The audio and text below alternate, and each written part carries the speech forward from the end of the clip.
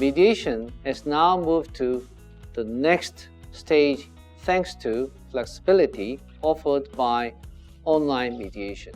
Parties have considerable advantage, including access to the greater pool of skilled and diverse mediators worldwide, the ability of working on other matters while in their own workplace, and of course, saving time, money by not having to book flights and hotels for travel.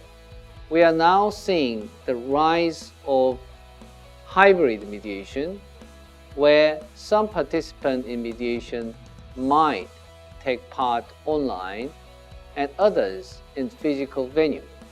Hybrid mediation will allow those who can participate in person to attend while giving flexibility to those who are unable to travel.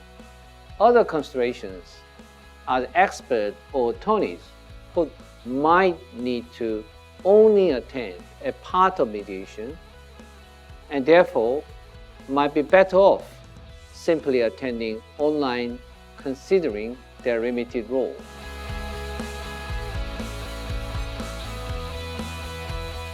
Korea became a signatory to the convention back in late 2019, and that our government Ministry of Justice launched a task force to establish domestic registration for implementing the Singapore Convention.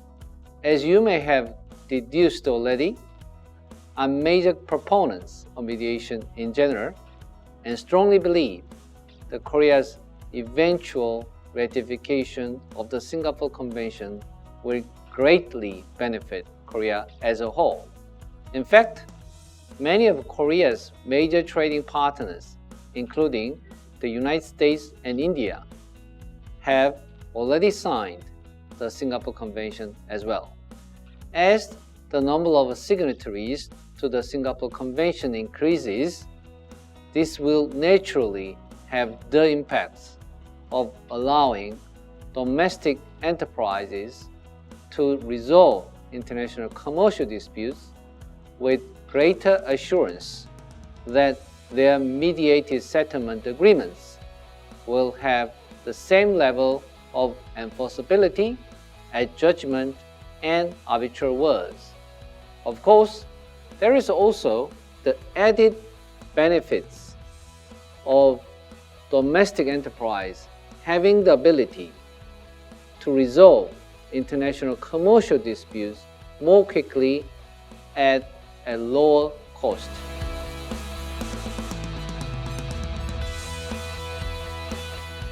If you are unsure about whether to use mediation to resolve your commercial dispute, it is important to discuss with your attorneys what you can expect from this process. The reason for this is that because even if there are generally immense benefits in terms of saving time and expense with mediation, every set of circumstances with the given case will of course be different. As an example, the other party might discover during the case proceedings that a certain position initially held was not as strong as they had originally thought and propose mediation as a result to settle the dispute.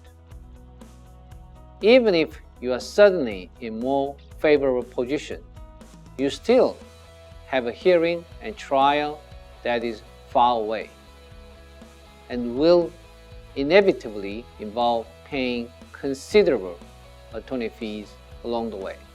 In such an instance, it still might be worth spending a day or two with the mediator and other party to see what expenses and time can be saved.